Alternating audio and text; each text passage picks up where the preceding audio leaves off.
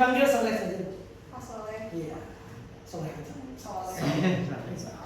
Oke, nama saya Adam. Oh ini Bani Adam. Iya. Imigran surga. Bukan imigran surga. Tapi Adam yang original di sini. Saya dulu sama orang apa?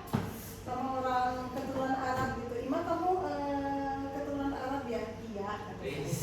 Pernah nggak nyahuri ya? Tapi ada sedikit. Terus kamu dari keturunan Bani apa? Bani Adam.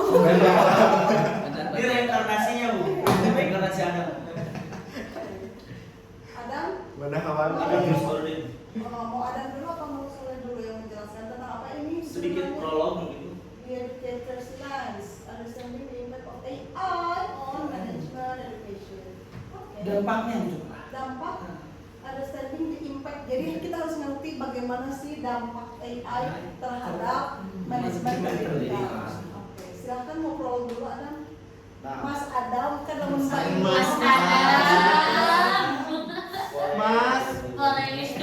Mr. Adam. Mungkin yang akan kita bahas tentang the educator's line, understanding the impact of AI on management education. bukan AI ya, AI. Oh, AI. Ini berbicara tentang memahami dampak AI ataupun kecerdasan buatan pada manajemen Artificial pendidikan. intelligence ya.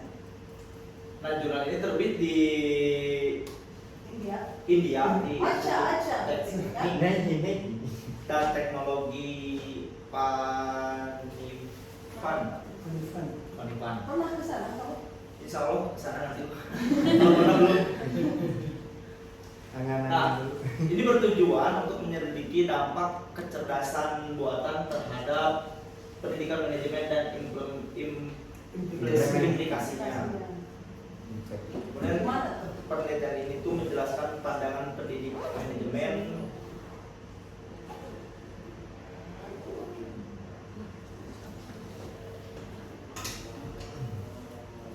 Ya kita memang harus tahu kan segala sesuatu ada kelebihan, kekurangan, Ya. ada positif, negatif. Yang nggak boleh itu berlebihan. Selama kita menggunakan untuk hal yang baik atau yang positif, kan masa tidak masalah. Jadi penelitian ini itu Bu, sebenarnya menitik beratkan dampaknya implikasinya terhadap baik terhadap siswa maupun terhadap lembaganya itu sendiri. Jadi ini boleh bisa. Ya betul. Karena kita pun harus sebagai guru, apalagi sebagai kepala sekolah, kita harus aware ya, menyadari apa sih dampaknya, positif negatifnya, gitu kan. Selama digunakan untuk positif kata saya juga, itu kan tidak ada masalah. Tapi untuk menghindari hal negatif ini, sekolah guru harus bisa menyadari gitu, bisa waspada ya. Gimana tuh jadi understanding the impact-nya berdasarkan jurnal atau dari pengalaman? Jadi kalau berdasarkan dari segi pengalamannya, penggunaan AI itu mulai berkembang digunakan itu pada saat COVID. COVID 2022. Itu berkembangnya di dunia pendidikan itu benar-benar dimanfaatkan. Tahun 2020 kalau nggak salah 2020 sampai tahun 2021 atau 2019 sampai tahun 2000 maka sebut COVID 2019 itu tahun 2019 itu dimanfaatkan oleh termasuk pemerintah. Pemerintah itu dia tidak melihat daripada dampak atau efeknya negatif. Yang penting dia melihat pelaksanaan pembelajaran secara harus berlangsung dengan menggunakan teknologi itu sendiri. Iya. Makanya di sini di artikel ini disebutkan sebagai teknologi AI terus maju ya. Sebagai terus maju, berkembang. Nah setelah selesainya COVID itu seolah-olah publik itu ketagihan. Jadi pemanfaatnya terus dikembangkan oleh publik itu. Makanya istilahnya dengan ada munculnya ChatGPT dan lain sebagainya, itu jadi ketergantungan setidaknya.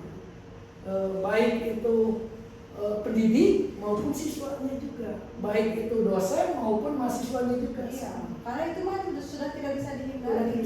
Karena memang zamannya sekarang ya zaman yang berbasis teknologi. Kan disebut juga digital era sekarang.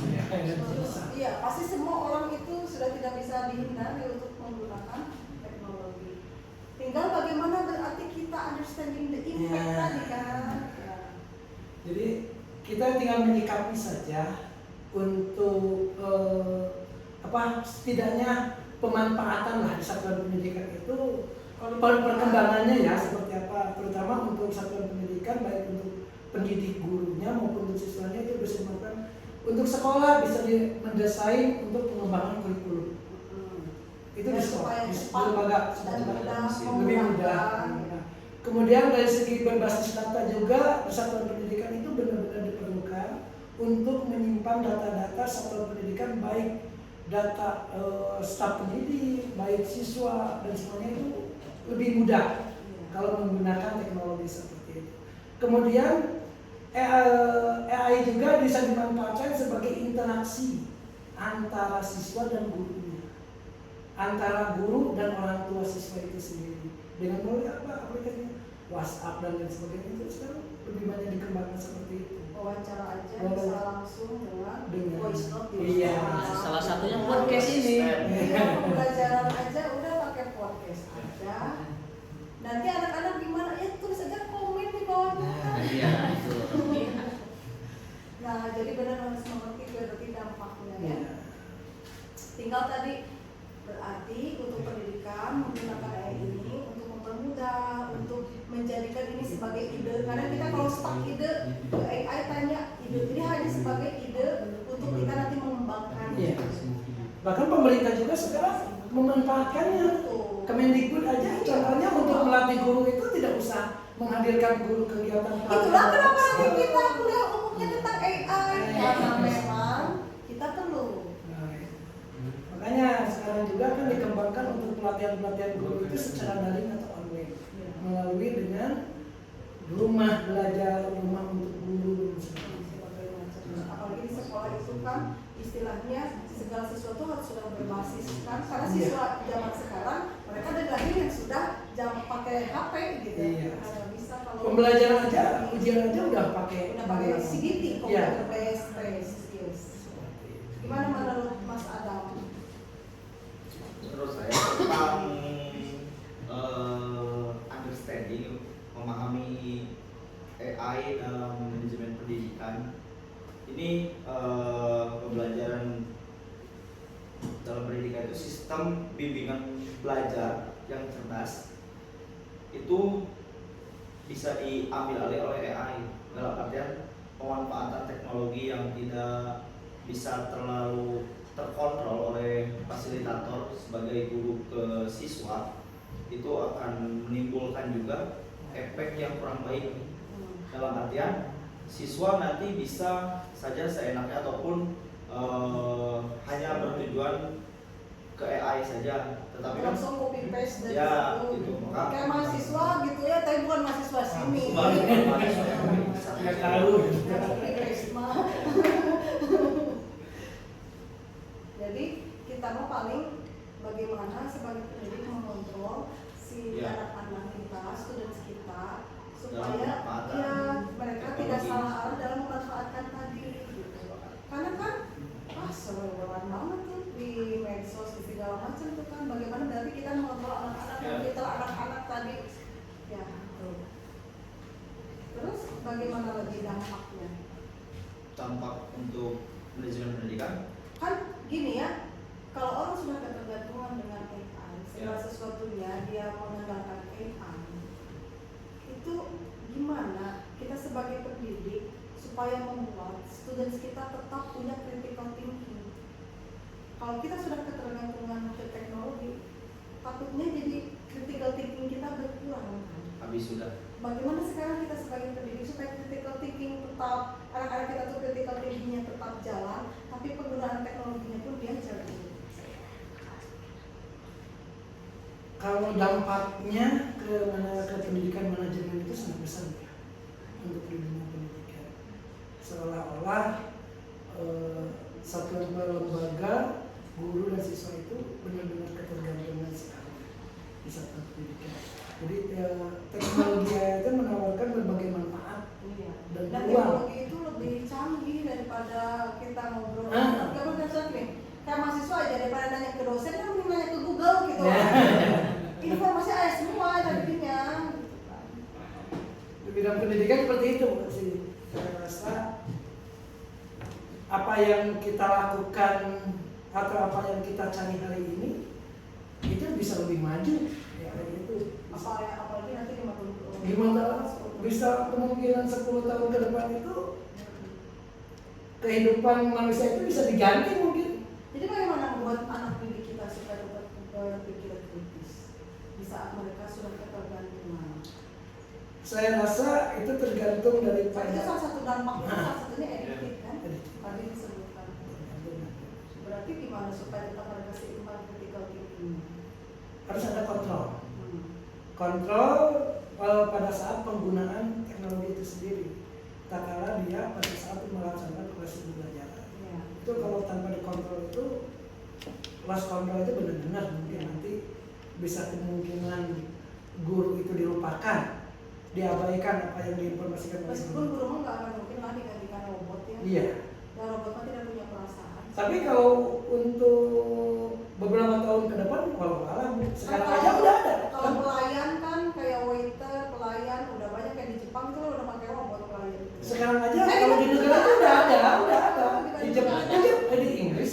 Di Bandung juga ada di restoran Jepang yang pelayannya udah pakai robot. Enggak, untuk pendidikan Bu. Oh, untuk Nggak pendidikan ada. gurunya Ya, gurunya digunakan dengan AI. pakai robot. Kalau nggak salah di Jepang udah itu pendidikan benar-benar udah menggunakan AI pembelajarannya. Jadi tanpa hadirnya guru. Kayak gitu sekarang. Jadi seolah-olah dia itu untuk mencari pengetahuan itu diberikan kebebasan benar-benar gitu. Iya, makanya mahasiswa saya diajarkan di S1 aja anak-anak itu kalau pengen tahu informasi kan sekarang lewat Google itu lebih lengkap daripada lewat dosen. Kan paling di kampus kan cuma 20% lah, sisanya kan dari sendiri gitu. Iya. Kayak gitu. Paling makanya kenapa kuliah itu jangan untuk bukan tentang nilai sekarang mah, bagaimana kita berorganisasi, bagaimana kita bersosialisasi. Karena kalau untuk informasi itu banyak di internet ini di AI. Jadi jadikan kuliah ini kayak kalian saling bersosialisasi, berorganisasi, belajar leadership. Karena kalau untuk cuma dapat info, udah ke AI aja kan. Istilahnya praktek gitu. Iya. Di lapangan.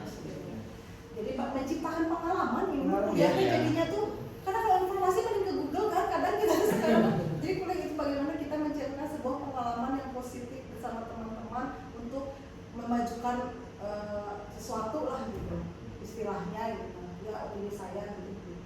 Nah benar sekali jadi kontrol karena kalau nggak ada kontrol anak-anak nanti editif tapi critical thinking mereka juga istilahnya berkurang ya. Kalau menurut Adam gimana?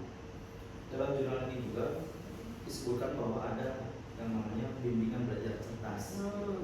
Dalam artian pemanfaatan sistem daripada respon teknologi AI ini itu bisa juga membantu fasilitator di mana sebagai guru itu mendeteksi kelemahan ataupun hal-hal yang mengidentifikasikan ketidaktercapaian siswa dalam mendeteksi itu. Jadi karena ini jurnal ini mengupas tentang bagaimana dilihat dari sudut pendidiknya dari respon siswa gitu. Jadi membantu siswa ketika ada kelemahan ataupun hal-hal yang tidak tercapai, jadi fasilitator ataupun guru itu masuk sebagai kontrol. Jadi tetap di situ selain guru mengontrol, di situ guru tetap berperan sebagai fasilitator. Fasilitator. Jadi tidak sepenuhnya dikasih ke teknologi AI. Dari siswa ke AI ya. Ya. Kalau kata Pak Jati Pak kemarin waktu di kuliah hukum kemarin yang pertama kan kita series AI ini kemarin Pak Jati sekarang Luffy minta ini berseri kan kemarin polisi sekarang polisi. Kalau kata Pak Jati kemarin yang dosen kita itu jadi berinteraksi itu membuat kita tetap supaya bisa berpikir kritis itu dengan berinteraksi dengan bersosialisasi. Jadi di saat sekarang kita udah banyak menggunakan AI, nah supaya tetap membuat berpikir kritis itu ya dengan gini kita ngobrol, dengan sosialisasi, berinteraksi itu yang membuat kita tetap berpikir kritis itu di saat kita berdiskusi. Memang dengan AI juga bisa berdiskusi teman-temannya. Gitu. Tapi kan AI itu ya, iya cuman berdasarkan ini apa sih perintah. AI itu bisa menjawab ya gimana perintah kita ya. Tapi membuat kita berpikir kritis itu dengan tetap kita bersosialisasi. Makanya tadi saya bilang kuliah itu kalau cuma ingin dapat info, udah nggak usah ada, itu mah gampang. Tapi tadi kita sosialisasi supaya kita tetap berpikir kritis. Jadi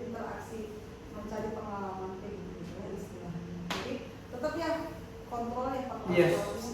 Dan tadi fasilitator, jadi guru fasilitator itu benar jangan cuma budak sina anteng jangan baheula. CDSA. Jangan baheula. Iya.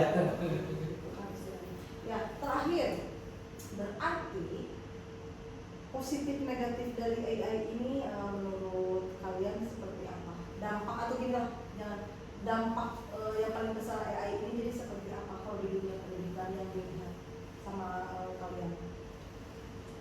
Kalau dampak besar daripada dunia pendidikan itu terutama bisa berdampaknya itu lebih besarnya kepada peserta didiknya itu sendiri, siswa lah.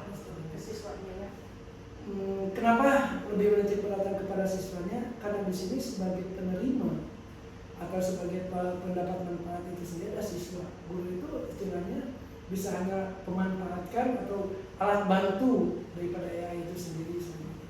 Tapi kalau untuk siswa itu dia bisa kecanduan penggunaannya tanpa alat kontrol seperti tadi itu, dampaknya seperti itu. Bisa kemungkinan dia kecanduannya itu bisa berpikiran nggak bisa nanya kalau AI, istilahnya seperti itu. Namun saya udah ngapalin. Jangan-jangan dia bobohna ka AI. Nah, bisa mungkin. Ada Sekarang bisa berpikirnya bisa seperti ini nantinya. Karena ternyata AI lebih perhatian sama saya. Jangan-jangan gitu. Kenapa kita harus bertanya ke guru? Kenapa kita harus membaca buku dan lain sebagainya? Segala pertanyaan kita udah dijawab oleh, bisa kemudian berpikir seperti itu dampak yang benar-benar bisa kepada siswanya. Kalau kata Adam gimana? Sepakat Bu. Paling dampak paling besarnya pasti ke siswa gitu. Soalnya kalau misalnya untuk fasilitator untuk guru itu lebih banyak meringankan seperti waktu dan juga tenaga itu kan lebih jadi tidak tertitik beratkan ke fasilitator ataupun ke guru, tapi ke siswanya itu gitu. Makanya sepakat dengan apa yang tadi disampaikan oleh Ibu gitu, bahwa sebagai fasilitator juga harus bisa menghidupkan sosialisasi dan juga diskusi. Jadi tidak hanya memancing siswa untuk berpacu ataupun acuannya ke AI saja, tetapi sebagai fasilitator juga untuk menambah yang tadi Ibu sebutkan tentang bagaimana siswa harus bisa tumbuh dan tetap berpikir kritis gitu, harus tetap bersamanya dengan sosialisasi dan diskusi aktif ya Kak. Bagus sekali ya. Gimana teman-teman? Oh, Ya baik, terima kasih banyak ya. Ini pencerahannya tentang understanding the impact of AI in Islamic education. Terutama ini di education ya, in management ya, in education management tadi. Saya rasa cukup ya untuk rumpi dari grup 6 mengenai jurnal yang sudah mereka sharingkan. Nah ini kita jadi slides. Oke, untuk selanjutnya nanti kita kembali di rumpi dengan grup 7 dan grup 8. Untuk grup 5, 6 saya cukupkan untuk hari ini. Kita bertemu lagi ya di insya Allah di minggu depan. Untuk penutup kita mengucapkan hamdalah bersama. Alhamdulillah.